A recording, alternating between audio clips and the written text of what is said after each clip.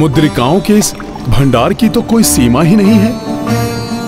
इनमें प्रभु श्री राम की मुद्रिका ढूंढने में तो मुझे अनेकों युग बीत जाएंगे। कहीं ये मेरी कोई परीक्षा तो नहीं? जो भी हो, जो मुद्रिका प्रभु ने मंगवाई है, मेरे लिए उसे ढूंढना अनिवार्य है।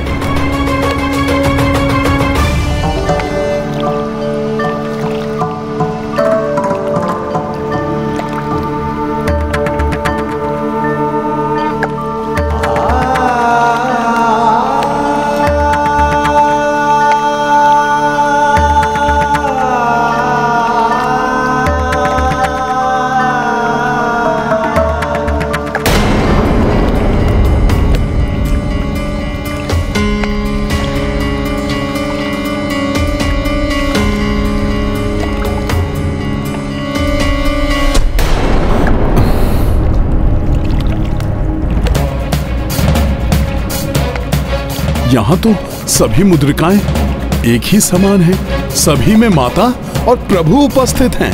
अब मुझे कैसे ज्ञात हो कि इन सब मुद्रिकाओं में वो विशेष मुद्रिका कौन सी है जो मेरे प्रभु को चाहिए? मैं ऐसा क्यों न करूं, इन सभी मुद्रिकाओं को अपने साथ ले चलूं प्रभु के पास। वो अवश्य इन करोड़ों मुद्रिकाओं में से अपनी मुद्रिका ढूंढ लेंगे।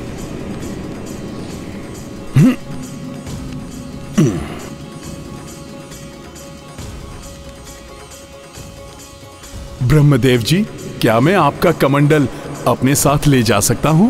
कमंडल? क्यों? प्रभु, आपके कमंडल में तो ये समस्त ब्रह्मांड समा सकता है। इसलिए मुझे विश्वास है कि इस सरोवर की सभी मुद्रिकाएं भी अवश्य उसमें आ जाएंगी, क्योंकि इस सरोवर में स्थित सभी मुद्रिकाओं के इस अथाह भंडार में प्रभु श्री राम की उस विशेष मुद्रिका को ढूंढ निकालना मेरे लिए असंभव है। इसलिए इन सभी मुद्रिकाओं को आपके कमंडल में डालकर मैं प्रभु श्री राम के पास ले जाऊंगा, जिससे कि वो स्वयं अपनी मुद्रिका को चुन लेंगे। तुम्हारे विश्व रूप से साक्षात्कार होने पर अब मैं तुम्हारे अनुरोध को कैसे अस्वीकार कर सकता हूं हनुमान? प्रभु, आपको अनेकों धन्यवाद। मुझे विश्वास है अब मैं अपना कार्य अवश्य सिद्ध कर लूंगा।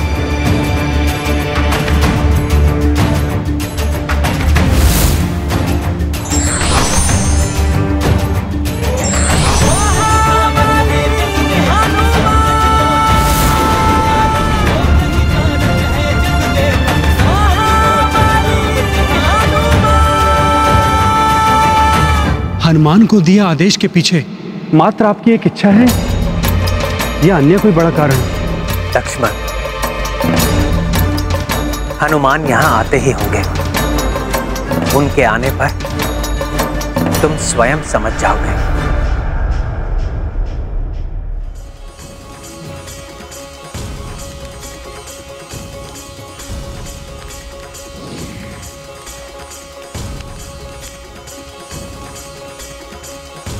प्रणाम प्रभु।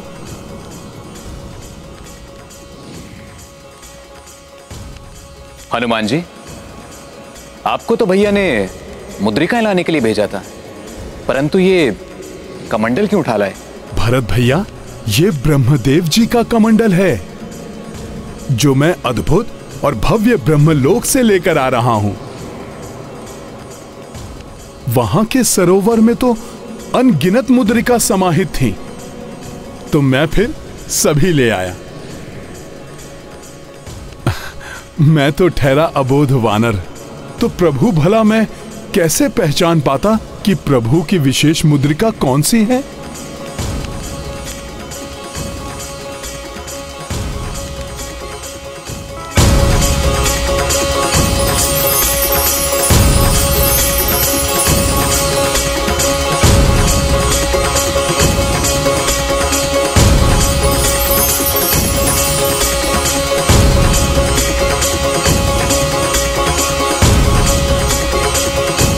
लीजिए प्रभु, अब आप स्वयं पहचान लीजिए। कि वो कौन सी मुद्रिका है जो आपने माता सीता के लिए भेजी थी। हनुमान जी, आप जो भी करते हैं वो कार्य विशाल ही होता है। संजीवनी बूटी लेने गए तो संपूर्ण पर्वत ही उठा लाए, और आज एक मुद्रिका लेने गए तो मुद्रिकाओं का पर्वत ही उठा लाए। लक्ष्मण भैया, मैं क्या करता?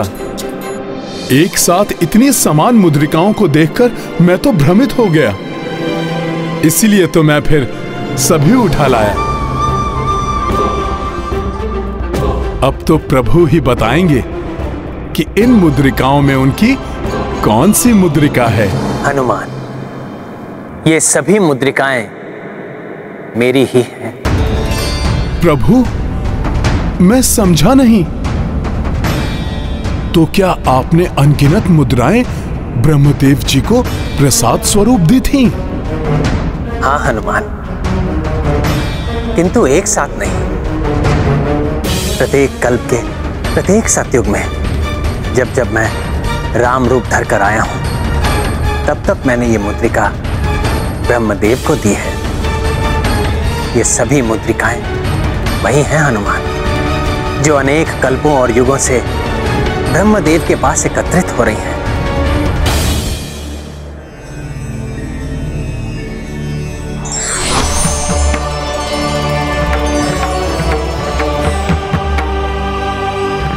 हाँ हनुमान, ये सभी मुद्रिकाएं प्रभु श्री राम की ही हैं।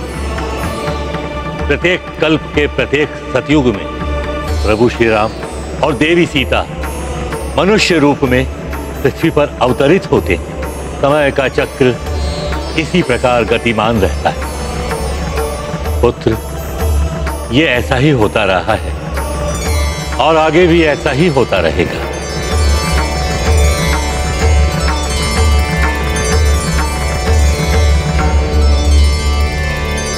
कहो हनुमान, क्या अब भी तुम यही कहोगे कि मुझे जल समाधि नहीं लेनी चाहिए, जबकि इस युग में समय पूर्ण हो चुका है मेरा। अब तो आगामी कल्प में मेरा पुनः आगमन होगा। मैं समझ गया प्रभु। मुझे ज्ञात हो गया है कि अन्य कल्प में पुनः आने के लिए आपका जाना भी आवश्यक है। तो फिर प्रभु, मैं क्यों नहीं जा सकता आपके साथ? क्या प्रत्येक कल्प में मैं आपके सेवा में नहीं रह सकता प्रभु?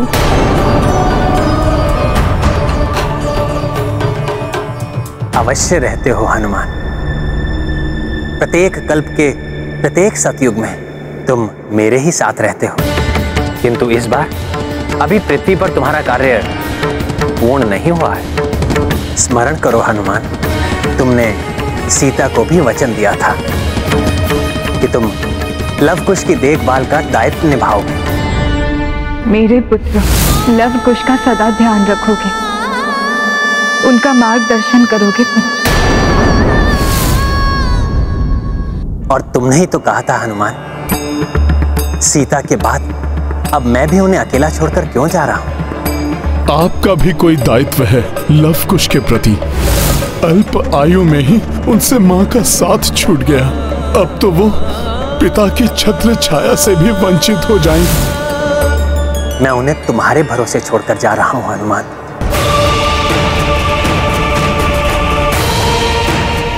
किंतु ये तो तुम्हारे उस दायित्व का मात्र छोटा सा भाग है, क्योंकि हमारा कर्तव्य तुम्हारे और मेरे स्वार्थ से कहीं ऊंचा है, परिवार से भी बढ़कर है। हमारा कर्तव्य तो समस्त संसार के प्रति है हनुमान। मेरे आदर्शों के साथ राम नाम की महिमा को भी स्थापित रखना है तुमने। भक्त बनकर तुमने मेरी बहुत सेवा की है हनुमान। अब जगत की सेवा के लिए भक्त से भगवान बनना है तुम्हें। धर्म की रक्षा और जगत के कल्याण के लिए तुम्हें संसार में सदा स्थापित रहना है हनुमान। इसलिए मैं तुम्हें चिरंजीवी होने का वरदान देता हूं।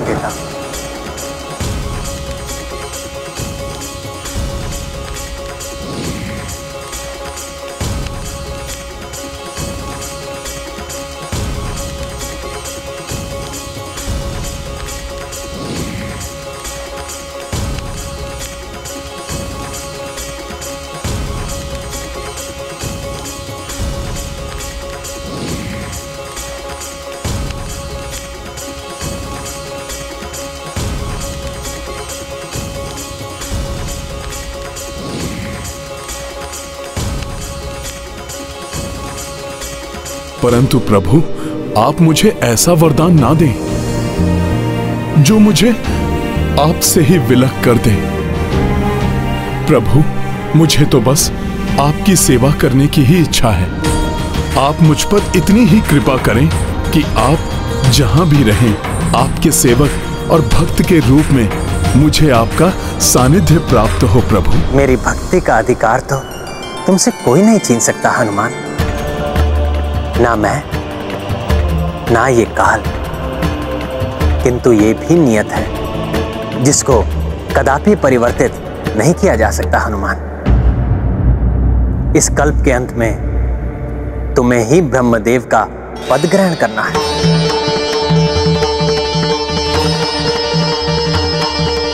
प्रभु मैं सृष्टिकर्ता ब्रह्मदेव जी के स्थान पर स्थित होऊंगा।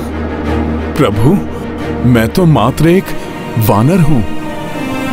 अपनी वानर बुद्धि से मैं ब्रह्मदेव जी के पद का कर्तव्य का निर्वाह कैसे करूंगा। प्रभु जब तुम ब्रह्मलोक गए थे हनुमान, तो वहां तुम्हें कोई विशेष अनुभूति नहीं हुई थी क्या? हाँ प्रभु, वहां जाकर वहां से एक विशेष संबंध और वहां के प्रति आकर्षण का अनुभव तो मुझे प्रभु अवश्य हुआ था। क्योंकि शीघ्र ही ब्रह्मलोक तुम्हारे ही अधीन होने वाला है। प्रभु आपके सेवक से बढ़कर मेरे लिए तो कोई और उपाधि है ही नहीं प्रभु। और मैं भला ब्रह्मदेव जी का स्थान कैसे ले सकता हूं जब ब्रह्मदेव जी स्वयं यहां उपस्थित हैं। हनुमान, इस कल्प के साथ मेरा भी कर्तव्य पूर्ण होगा और उसके बाद ब्रह्मदेव के पद का उत्तरदायित्व तुम्हारा ही होगा। तुम ही भावी ब्रह्मदेव हो हनुमान।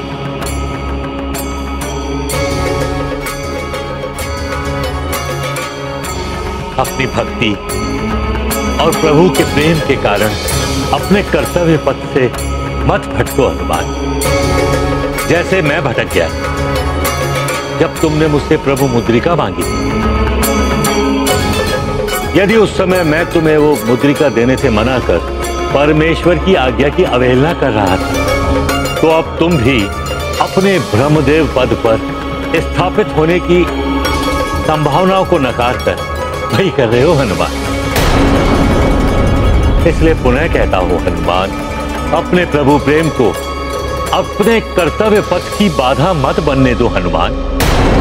अपनी इस भक्ति और अपने इस प्रभु प्रेम की भावना को अपने कर्तव्य और विधि विधान के मार्ग में मत आने देना। इसी में तुम्हारे प्रभु की और तुम्हारी मर्यादा निहित है हनुमान।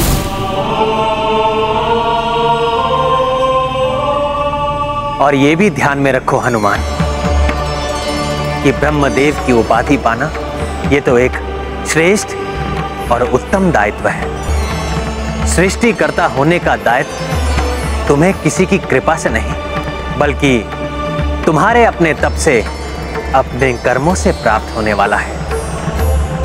इसलिए अपने इस कर्तव्य को स्वीकार करो।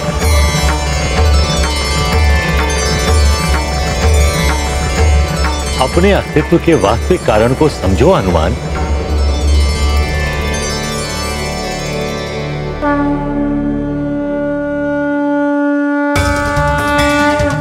अपने अंतर की गहराई में जाकर इस सत्य को स्वीकार करो रुद्रांश कि तुम ही भावी ब्रह्मदेव हो।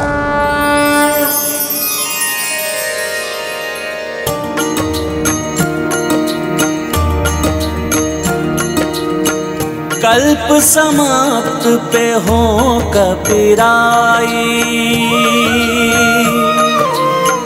ब्रह्मदेव बोले रघुराई। देवता यक्ष मुनि गंधर्वा, तरस किए वानर मुखी ब्रह्मा। सिया राम जय हनुमान। राम सिया राम जय हनुमान।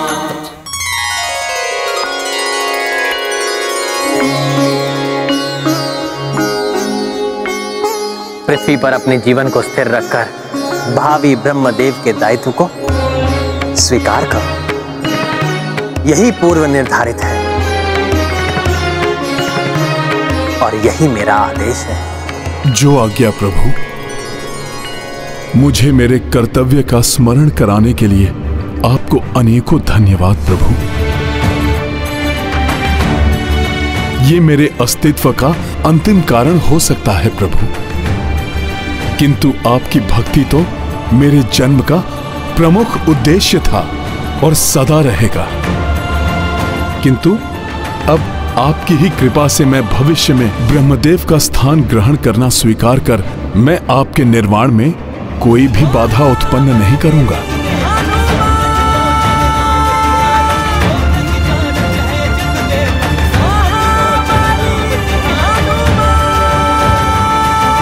तुम्हारा कल्याण हो हनुमान।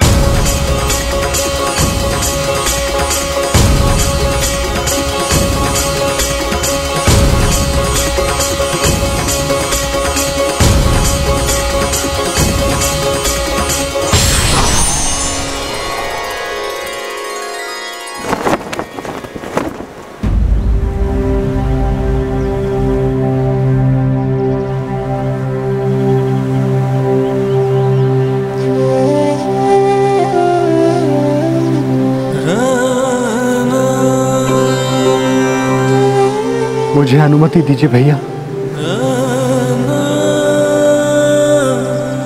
मैं आप सभी भ्राताओं का कृतज्ञ हूँ। भ्राता रूप में आप सभी का साथ पाकर मैंने एक अद्भुत जीवन व्यतीत किया है।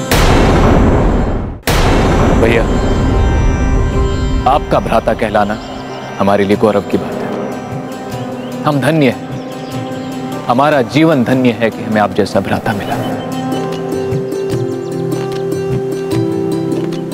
हाँ भैया, आप जैसे अग्रजों का सानिध्य पाकर मैं अपने आप को अत्यंत सौभाग्यशाली मानता हूँ। आप तो संपूर्ण जगत के लिए उदाहरण के समान हैं। अवश्य ही ये मेरे पिछले जन्मों के सत्कर्मों का ही फल है भैया कि मुझे आप तीनों का भ्राता होने का सुख प्राप्त हो सका।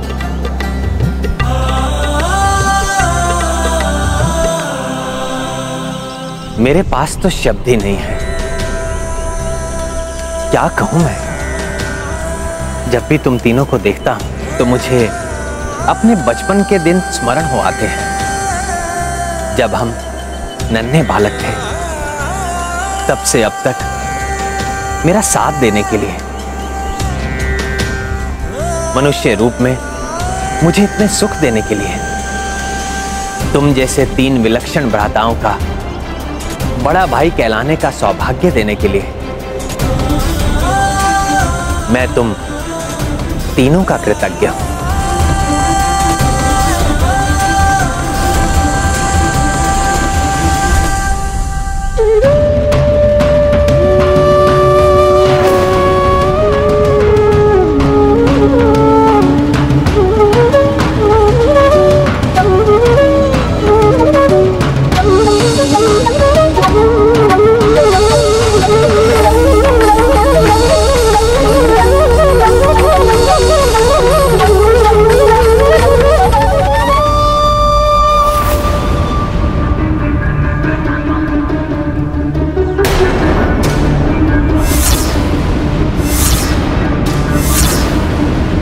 क्यों रुक गए प्रभु श्री राम? प्रभु श्री राम ने मनुष्य रूप में अवतार लिया है, तो उसके बंधनों से इतनी सरलता से मुक्त होना उनके लिए भी कहां संभव है। हाँ देवेश्वरी, मनुष्य का सबसे बड़ा बंधन है मोह, और प्रभु श्री राम को तो एक ही मोह है।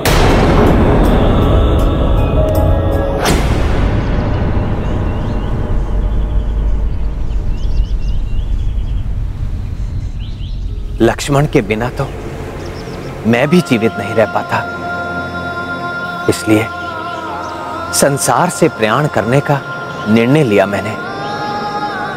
किंतु अब समझ में आया कि मैं तुम्हारे बिना भी नहीं रह सकता हनुमान। फिर तुम्हें छोड़कर कैसे जाऊं?